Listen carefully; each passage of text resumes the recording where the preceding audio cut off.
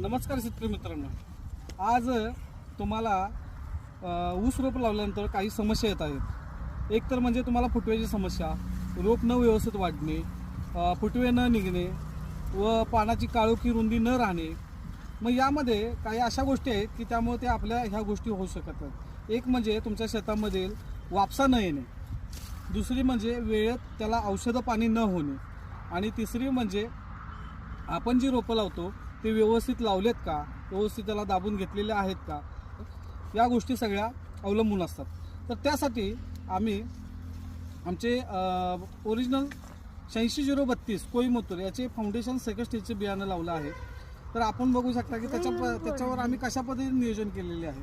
तर यामध्ये बघू शकता आम्ही की आम्ही हे रोपं सरासरी 1.5 फुटाच्या अंतराने लावलेले आहे। या रोपातलं, ह्या दोन्ही रोपातलं अंतर सरासरी 1.5 फूट आहे। हे जे अंतर आहे सरासरी 1.5 फूट आहे।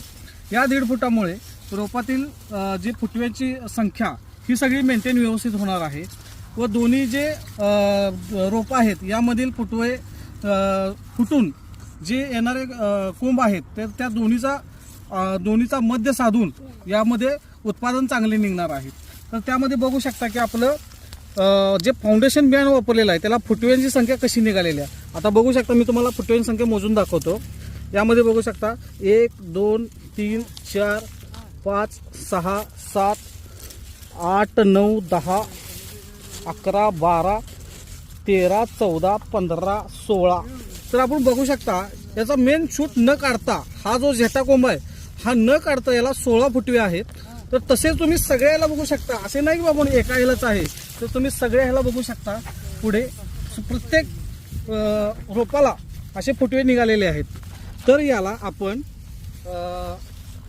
केन मास्टर या किटची आळवणी केलेली आहे।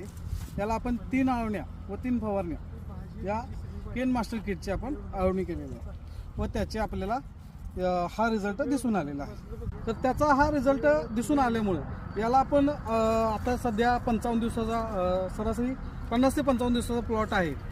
तर त्यामध्ये चांगली उत्कृष्टरित्या ग्रोथ आहे, वाढ आहे, फुटवे चांगले निघालेले आहेत। तर अशा पद्धतीने जर व्यवस्थित एक तर रोपे व्यवस्थित लावून घेणे, प्लस आपली शेती वापशामध्ये कशी आणून त्यामध्ये लवकरात लवकर त्याचं नियोजन लावणे हे करणे गरजेचं आहे। व त्याला ज्या काही आळवण्या व फवारण्या आहेत ह्या वेळेत करणं गरजेचं आहे। जर आपण आळवण्या व फवारण्या जर वेळेत नाही केल्या तर आपला प्लॉट चान्सेस कमी आहेत की व्यवस्थित न येण्याचे। त्यामुळं सर्व शेतकऱ्यांना एक विनंती आहे की सर्वांनी जे काही आपल्या प्लॉटला शेड्यूल दिलेले आहे ते वेळेत पूर्ण करा। त्यामुळे काय होईल की तुम्हाला कोणतीही समस्या न येता